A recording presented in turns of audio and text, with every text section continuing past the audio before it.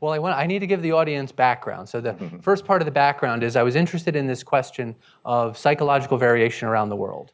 So as we heard in the introduction, Western, educated, industrialized, rich, and democratic is this acronym that my colleagues and I developed to refer to the subjects most commonly studied by economists, behavioral economists, psychologists, and others. And we found that there's a great deal of psychological variation. We and others found that there's this psychological variation around the world. So then I spent from basically 2010 to 2020 trying to develop ideas that would at least explain some of this variation. And one of the strange ideas I got, and this starts from an anthropologist named Jack Goody, who I had read in graduate school. And I basically took that idea and then took a bunch of tools from economics and tried to make it into something respectable. And the idea is that kinship in Europe is very strange early on. Like in medieval Europe, it's already unusual in the sense that there are lots of monogamous nuclear families. There's no clans, there's very little cousin marriage, it's little arranged marriage. And so the question was, why is that the case? Jack Goody had argued that it was due to the church. And then I was also wondering how institutions affect psychology. So in the book, I make the case that the Roman Catholic Church, one branch of Christianity, had a set of taboos and policies related to marriage and the family that systematically broke down Europe's tribes into monogamous nuclear families, and in the process dissolved the tribes, because the marriage rules required you to marry other Christians who were not related to you, which would have dissolved the tribes. And then that kinship formations have a big effect on people's psychology. So in the paper that this question comes from, we spend a lot of time trying to connect the diffusion of the church through Europe to this differences in kinship systems to contemporary psychology. And you can explain a remarkable amount of global psychology by just knowing things about the family structure. And then within Europe, you can explain differences among Southern Italians and Northern Italians, for example, by knowing the details of their history and when the church did what where. Can I respond to that a little bit? Please do. Yeah, so my perspective on this, and I'd be interested to hear what you say about this, is that that the Catholic Church is too simultaneously too late and too early to be the whole explanation anyway. Too early because we have things going on like the sweep of Protestantism across Europe starting in the 16th century, which sometimes was as much of a hegemony as Catholicism was, but sometimes was not. Like the Puritans, let's say the Quakers in Pennsylvania they didn't recognize extended kin groups. You might say, well, they already came out of that Catholic tradition before the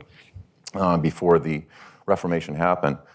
But then we've got the issue of 500 years later, nothing has bounced back. That we had something that happened during the Middle Ages, and then it didn't, and then it just disappeared, never to return again, even after we removed the hegemony.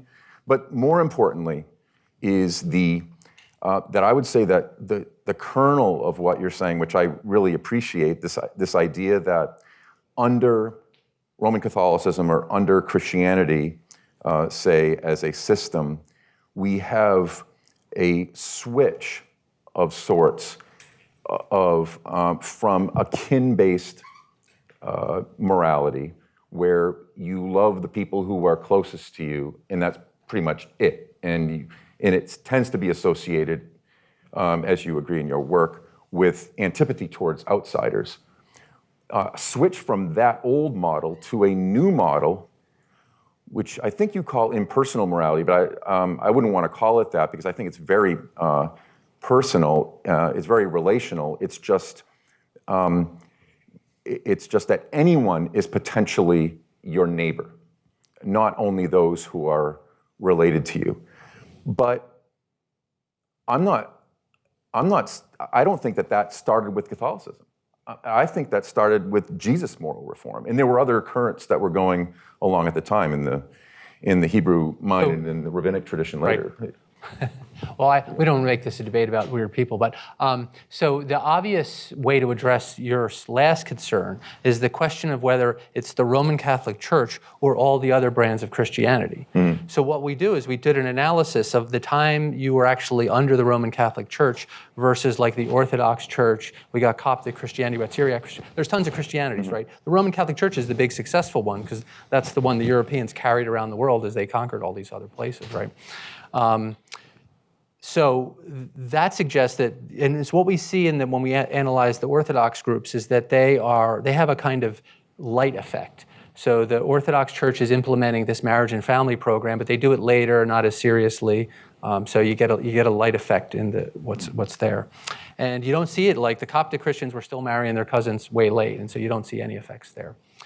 The question of Protestantism, really one of the things I wanted to tackle was Weber's famous question, which is he wanted to put all this emphasis on Protestantism. I needed to explain how you even get a religion that is so individualistic. Protestantism is hyper-individualistic, so much so that your mental states matter a lot. Like by faith alone was the idea you get to heaven just by belief alone. That's very strange in the context of world religions. The idea that each person gets to read the Holy Script for themselves. Nobody else, that's the job of the elders and the specialists and stuff like that. So there was very individualistic religion. And so if you look at the places where the church had its biggest influence, you'll often get strong Protestantism there. They dropped the taboos. So you see this resurgence of cousin marriage and stuff, but then secular authorities begin implementing these bans and stuff like that. So you see this when the U.S. gets colonized.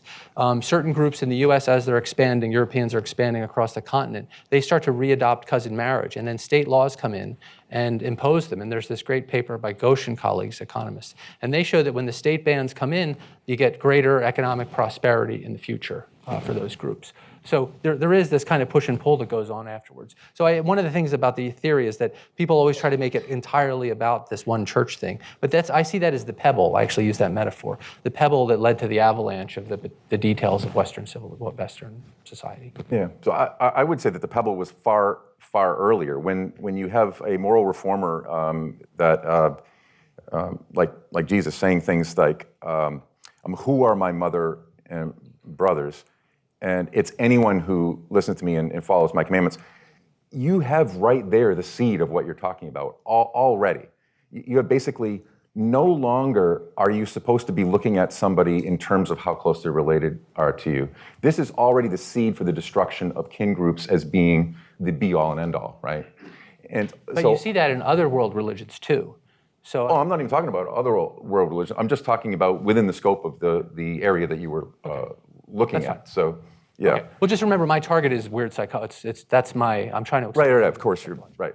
But I would suggest maybe, well, we can talk about this some other time, but I would suggest maybe that those places where you see that mentality being grabbed more tightly, and the kin groups dissolving and people being less likely to be holding antipathy to those outside of their kin groups are the places where that moral reform was taken more seriously. And so you could imagine that it's exposure to the church, but you could also imagine that it's exposure to, or it's just commitment. If there are certain areas of Europe, presumably, where these ideas were disseminated more faithfully, were held more tightly, were embraced by people who realized, I don't mind if you marry somebody from a couple counties over or something like that. But I don't know. Okay. But I enjoy the work, though. Love the paper, and look forward to talking to you. Well, I mean, we're talking about religion, but one of the things that I bring up is that a lot of world religions develop moral universalism. So the notion that our rules should be everyone's rules, which is not something you see in lots of anthropologically known communities. It's like, we have our law, those guys have a different law, and we don't have to do that. So this idea of moral universalism comes in, and also free will. So these ideas are circulating in Eurasia at this point. Yeah, I particularly like the idea of moral universalism because it generates predictions from an anthropological perspective. I would suggest that any small-scale society would probably not have explicitly universalizing morality that includes everyone. I mean, this is the reason why a lot of small-scale societies named for themselves are just people, Right. or something Meaning like that that. those other guys are not Are not people, right? Exactly. And I'm not trying to dehumanize any group of people who That's might actually, be unfortunately, dehumanizing the people. that is humanizing them, because Yes, that's right, the standard exactly. model. Yes, right? that is exact. Whereas I would predict that we should see universalizing morality and universalizing religion the more interaction societies have with each other. Yep. So just to use the Judeo-Christian example again, at the time when that moral reform happened that said it doesn't matter how close you are related to each other, all that matters is anyone can be your neighbor. That was at a time when there were more non-Jews than Jews in Jerusalem. And Herod, who was related to them, had sold himself out to the ruling powers. And the person that you might buy bread from down the street could be somebody who had come from Africa or Saudi Arabia or anywhere else. And so it totally made sense that morality and religion would universalize in that kind of environment rather than, say, in a small-scale society where people are not interacting with people from other places. Would you agree with that? Yeah, we actually have a project on that. Oh, great. So I have this idea that the Silk Road plays a very important role. So we're looking at, we have this database of religious history, and we're looking at the emergence of moral universalism. And I think that proximity to markets will be related to more likelihood of developing universalism. Because you need to exchange with strangers, and it's mutually beneficial. Great. But I don't know the answer yet. That could be wrong. Yeah, cool. So I'm going to ask another question that wasn't on the list, but the things that come to my mind is, not being in these areas explicitly. Was this good for the world? Like, how would we evaluate if was it good? I mean, I know we spent a lot of time discussing what happened and Right. what it is, but I think we also want to understand, what should we do, which requires going back and making a judgment. Right. So That would be can we make a judgment? philosopher. You mean the breakdown of kinship groups, or what are we talking about? What's it in terms of what was good? I mean, we could say maybe we'll take that. We'll take the policies of the church, the breakdown of kinship groups. okay. Well, then you should answer that. I mean, So, I mean, I addressed this in the book, which, so this altered society in a way that favored things like individual rights, universal human rights. It also led to massive colonialism, genocide with the European expansion, slavery, but then it also led to vaccines, airplanes, clean water, and a much larger human population. So, I mean, it all depends on how you want to weigh things out. It's not a math problem I could easily sum up, right? yeah, I hesitate to say anything, but I would say that overall, I believe that a morality based on principle is superior to a morality based on kin. And I don't mean that mothers shouldn't take care of their babies, grandmothering, grandfathering, fathering, siblings getting along together. All these things are extremely important. We don't want to get rid of human nature in that respect, but principle can elevate human nature, can liberate us essentially from shackles of only loving your kin. I just don't think that only loving your kin is sustainable. I don't think that's the way that we ought to be, just from an evaluative perspective. I don't think that any sibling should lie to get their brother off the hook for something illegal that they did, to use one example that you use. I can understand the person for doing that, lying under oath, to get their brother off the hook, but I don't think that we ought to do it. I would want to wish, and I would hope that everybody would wish that the brother hadn't done it, even though it will be painful to them and the family to do that. I think a morality based on principle is superior to one based on kin. Yeah, I mean, that almost makes me think, who is your brother, as you were talking about earlier. If we're all brothers and sisters, is there a priority because we, share a familiar relationship? Does that take precedent over the rest of humanity? And I think we have to take, when we talk about all brothers and sisters, there are some groups that do use those terms for each other and other groups that don't. So I would say the more individualistic a culture is, the less likely they are to call somebody who's not related to them, or a senior person not related to them, mother or father.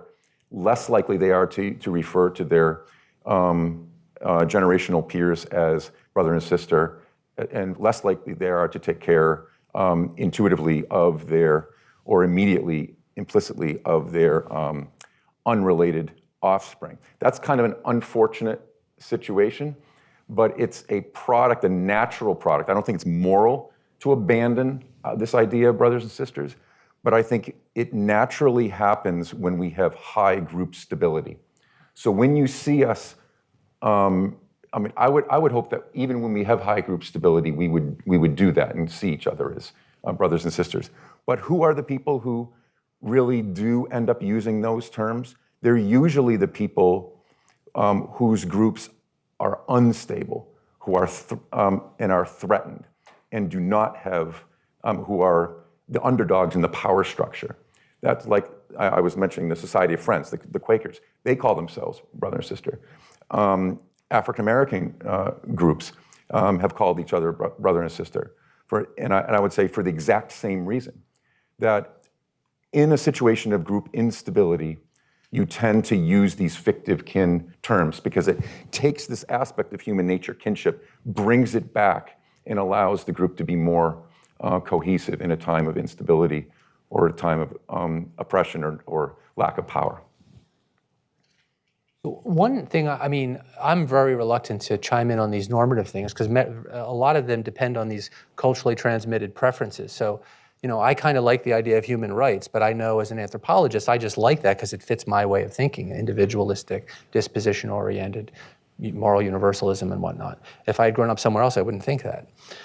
But one thing I think that this kind of science can do is it can help us analyze things. So one thing that I've spent time analyzing is there's this question about whether, so right now we have laws that prevent people from taking more than one spouse at a time. So laws against polygamy. And there's a question that's now circulating amongst lots of societies as to whether it makes sense to have laws that require people to only have one wife. And in my work, I've made the case that that practice spread, and it spreads with Christianity, but it has a stabilizing effect to the society. And you need evolution to get to this logic. But the logic is that left to their own devices, in many societies, well, 85% of human societies allow elite and high-status men to take additional wives. So in so many societies, what you see is that the wealthiest and highest-status men take additional wives, and that leaves this pool of low-status unmarried men who have little or no prospects in the mating and marriage market. And those guys get into crime. They have low temporal discounting, so they take a lot of risks. They go, they're useful in wars because they can be exploited to do raiding and things like that. So monogamous marriage essentially, sorry about the economics terminology, but it redistributes potential wives across and it enlists more fathers. So a monogamous society has a higher percentage of its males enlisted as fathers and husbands. We know that in monogamous societies, men's testosterone goes down when they get married. It goes down again after they have children. In polygynous societies, it doesn't go down at all. There's no low T in polygynous societies. It just stays up there. So that's actually cultural endocrinology. And anyway, so this looks like a cultural technology that you don't find it in hunter-gatherer societies. They have polygyny. The good hunters and the shamans and stuff have multiple wives. So this is a cultural technology to create a more stable society. Now, you might say, well, we believe in freedom of religion. There's Mormons who want to have additional wives. We believe in freedom of association. Consenting adults should do what they want. That's fine. That's a perfectly good argument. But in weighing the costs and benefits, you need to know the analysis. What are the costs I should expect here if I allow this social dynamic to unfold? And we've seen it unfold. So when the Mormons started doing polygyny, we see exactly the dynamics you see in Papua New Guinea. In fundamentalist Mormon communities today in various places, same dynamics. There's lost boys, which are cast off into the larger society.